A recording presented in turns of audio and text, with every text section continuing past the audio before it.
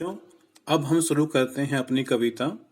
हमने आपको बताया था कि उद्धव जो था वो योग का संदेश लेके जब गोपियों के पास आया और उसने कहा कि अब आप प्रेम मार्ग को छोड़ करके योग मार्ग को अपना लें।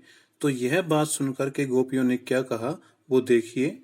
शुरुआत से मैं एक एक शब्द को आपके सामने एक्सप्लेन करूंगा, तो एक एक शब्द को पहले ध्यान से समझे। मैं फिर पूरी लाइन की क्या करूंगा, आपको हिंदी बताऊंगा, इसको विस्तार से बताऊंगा। तो देखो, उद्धव मतलब हे उद्धव, गोपियां कहती हैं तुम हो अति बहुत बड़ भागी, बड़े भाग्य वाले।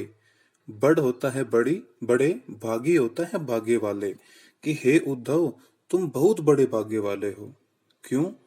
तुम बड़भागी क्यों हो? क्योंकि अपरस, रस के बिना, कि तुम अपरस रहते हो, रहते हो। स्नेह मतलब प्रेम, तगा मतलब तागा, ते मतलब से, कि तुम प्रेम के धागे से बचे रहते हो। मतलब प्रेम का धागा जो है वो तुमको बांध नहीं पाता। क्योंकि बच्चों, मैंने बताया था कि उद्धव जो है अपने आप में एक योगी व्यक्ति है। उसको जो है प्रेम छू नहीं पाता है। योगी व्यक्ति प्रेम से दूर रहते हैं। और ना ही और नहीं मन मन में अनुरागी प्रेम है, और ना ही तुम्हारे मन में क्या है, कोई प्रेम है, क्योंकि तुम तो योगी आदमी हो। तो इस कारण गोपियों ने क्या बताया कि तुम प्रेम के धागे से बंधे हुए नहीं हो। तुम कभी भी प्रेम में नहीं पड़े हो, तुमने कभी किसी से प्रेम नहीं किया है, और ना ही तुम्हारे मन में किसी के प्रति कोई लगाव है।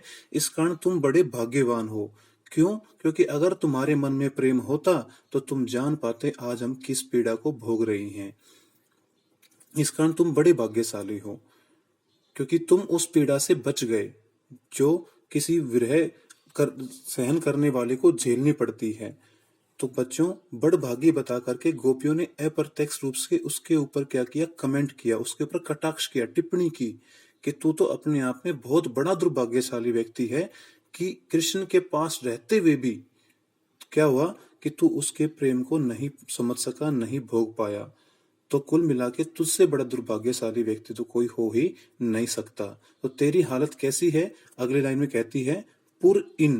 पुर इन होता है बेटा कमल, पात, पात होता है पत्ता, रहता है जल भीतर, जल के भीतर। कि जैसे कमल का पत्ता रहता है जल के भीतर, ता रस, लेकिन उसका रस, किसका रस? पानी का रस, मतलब पानी की बूंद, देह न दागी, उसके शरीर को दाग नहीं लगाती। किसके शरीर को? कमल के पत्ते के शरीर को। क्यों? क्योंकि कमल का पत्ता अगर आपने देखा हो बड़ा सॉफ्ट होता है, उसके ऊपर अगर हम उंगली लगाएंगे तो एक सफेद सा पदार्थ हमारे उंगली पर आ जाएगा, वो उसका पराग होता है।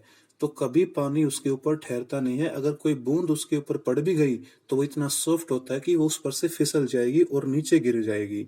तो बच्चों, यहाँ पर गोपियों ने उद्धव की तुलना किससे की? कमल के पत्ते से की। कि तू उस कमल के पत्ते के समान है जो रहता तो जल के भीतर है, लेकिन एक बूंद भी उसको छू नहीं पाती। तो कमल के पत्ते से तुलना क्यों की? क्योंकि उद्धव के हालात भी कुछ ऐसे ही हैं कि वो रहता तो कृष्ण के पास है, मतलब उस प्रेम के सागर के पास रहता है, बीच में रहता है, लेकिन उस कृष्ण के प्रेम की एक बूंद भी उसको छू नहीं पाई। तो इस कारण उद्धव की तुलना किससे की गई? पुरीन पात से, कमल के पत्ते से। तो यहीं पर नहीं रुकी गोपियां, उन्होंने एक और कटाक्ष किया उसके ऊपर। क्या? कि जो मानो जल महा, जल में तेल की गागरी, तेल की मटकी। कि तेरे हालात कुछ ऐसे भी हैं कि मानो किसी तेल की मटकी को अगर हम क्या करें, कागरी होता है मटकी, अगर उसको पानी में डालें तो बूंद ने ताको लागी, बूंद भी उसको लगती नहीं है। क्योंकि जो तेल की मटकी होती है बच्चों, वो भी अपने आप में चिकनी होती है, और अगर उसको पानी में डालेंगे तो तेल से युक्त पहले से ही है वो, तो पानी क्या होगा, उस पर से भी फिसल जाएगा। तो ऐसे ही उद्धव है कि वो भी कृष्ण रूपी प्रेम की नदी के पास है, जिसमें प्रेम ही प्रेम भरा हुआ है, लेकिन वो उसके पास रहकर भी उनके उस प्रेम से अछूते हैं। एक प्रेम की एक बूंद भी उन पर नहीं ठहर पाई। इसी कारण गोपियों ने उनकी तुलना किस किस से की? एक तो कमल के पत्ते से और तेल की मटकी से। तेल की मटकी किसी में, जिसमें तेल रखा जाता है बच्चों, तो उसको मतलब पानी नहीं सोख पाता फिर वो मटकी, क्योंकि उसमें पहले ही तेल भरा होता है और पानी फिर उसमें ठहरता नहीं है। तो ऐसे ही उद्धव है कि उसके हालात भी ऐसे ही हैं कि उस वो भी प्रेम से अनजान है। किसके पास रह करके भी? कृष्ण के पास रह करके भी। इसी कारण वो उस पीड़ा को आज भोग नहीं रहा है जो कौन भोग रहा है? गोपियां भोग रही हैं। इसी कारण गोपियों ने उसको बड़भागी बताया, क्योंकि तू बड़े भाग्य वाला है, तू हमारी पीड़ा को समझ नहीं सकता क्योंकि तेरे मन में प्रेम है ही नहीं। अब आगे देखिए, प्रीति नदी में पावन बोरियो, प्यार की नदी में पाँव ने डुबोया। बोरियो होता है डुबोया, कि तूने कभी प्यार की नदी में पाँव डुबोया ही नहीं, मतलब तूने कभी किसी से प्रेम किया ही नहीं, तो तू क्या जाने प्रेम का दर्द क्या होता है, प्रेम का मतलब जो पीड़ा होती है वो क्या होती है। तू तो एक ऐसे प्यासे आदमी के समान है जो बैठा तो नदी के पास है, लेकिन उसके अंदर एक पानी की बूंद भी नहीं पी सकता, उसके अंदर कभी पाँव डुबो भी नहीं सकता। तो प्यार की नदी बताया गया यहाँ पर कृष्ण को।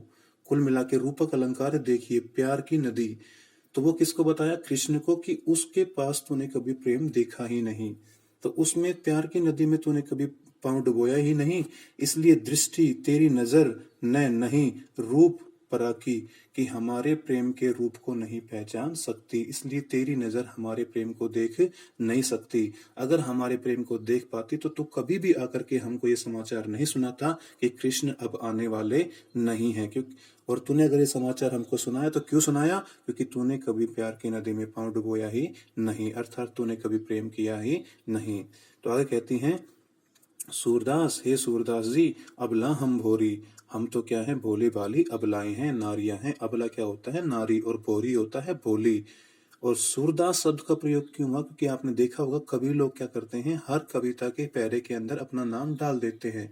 और आप जानते ही होंगे कि ये सारे किसी भी गोपी की आवाज नहीं है, किसी भी उद्धव की आवाज नहीं है, सारी की सारे जो विचार है किसके हैं? सूरदास के हैं। सूरदास स्वयं यहाँ पर अपने विचारों को निकाल रहा है, किसके माध्यम से? गोपियों के माध्यम से।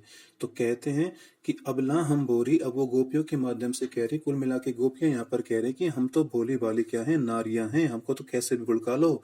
ठीक है, पहले वो भुलका के चला गया कि मैं जाता हूं तो वापस आ जाऊंगा, अब तक आया नहीं, और अब तुम भुलकाने के लिए आ गए कि क्या करो, इस प्रेम को छोड़ करके योग मार्ग अपना लो। तो हम तो भोली भाली अबलाएं हैं, लेकिन एक बात साफ साफ बता दें, हमने भी कृष्ण को ऐसे पकड़ लिया है, कैसे? गुर चाटी जो पागी, मानो, जो क्या होता है? मानो, जैसे गुड़ को चाटी चींटी ने पागी पकड़ लिया हो, कि जैसे चींटी ने गुड़ को पकड़ लिया हो वैसे ही हमने भी कृष्ण को पकड़ लिया है। और जैसे चींटी गुड़ को छोड़ती नहीं है, अगर आपने देखा हो बेटा, गुड़ जो होता है गर्मी के अंदर थोड़ा बह जाता है, वो तरल हो जाता है, और तरल हो जाने के बाद भी चींटी उसमें जाती है उसकी मिठास के कारण। चींटी को पता है कि मैं इसमें जाऊंगी तो मर जाऊंगी, लेकिन फिर भी उसमें जाती है वो, और जब चली जाती है चिपक जाती है, और चिपक जाने के कारण उसे छोड़ नहीं पाती और वहां पर ही तड़प तड़प के प्राण त्याग देती है। तो ऐसा ही प्रेम बताया गोपियों ने अपना, कि हम भी कृष्ण को उस चींटी की तरह ही पकड़े हुए हैं जिसको हम मरने पर भी छोड़ नहीं सकती। तो बच्चों, ये था इस प्यारे का भाव। एक बार मैं पूरी प्यारे का भाव बता दूं कि हे उद्धव, तुम बहुत बड़े भाग्यशाली हो, क्योंकि तुम प्रेम के बंधन में आज तक नहीं पड़े हो। प्रेम का धागा आज तक तुमको नहीं बांध पाया है, और न ही तुम्हारे मन में क्या है? प्रेम है। तुम्हारी हालत कुछ ऐसी है कि जैसे एक कमल का पत्ता रहता तो जल के अंदर है, लेकिन एक पानी की बूंद भी उसके देह को दाग नहीं लगाती, एक पानी की बूंद भी उसको छू नहीं पाती। तेरी हालत कुछ उस तेल की मटकी के समान है, जो रहती तो जल में है, लेकिन एक बूंद भी उस पर ठहरती नहीं है। तूने कभी प्रेम की नदी में पांव तो डुबोया ही नहीं, इस कारण तेरी दृष्टि हमारे प्रेम के रूप को पहचान नहीं सकती। परागी होता है पहचान लेना। सूरदास, हे सूरदास जी, हम तो भोली भाली क्या हैं? अबलाएं हैं, हम तो भोली भाली नारियां हैं, लेकिन एक बात साफ साफ कह दे कि हमने कृष्ण को ऐसे पकड़ लिया है जैसे चींटी गुड़ को पकड़ लेती है। तो बच्चों, इस पैरे में हमें पता लगा कृष्ण के प्रति गोपियों का अटूट प्रेम, जो उन्होंने इस लाइन के माध्यम से बताया। और इसके अलावा हमें पता लगा कि उन्होंने उद्धव की तुलना किस किससे की? एक तो की कमल के पत्ते से, और एक की तेल की मटकी से। तो बच्चों, ये था इसका भावार्थ। अगली वीडियो में देखिए इसके दूसरे पैरे का भावार्थ।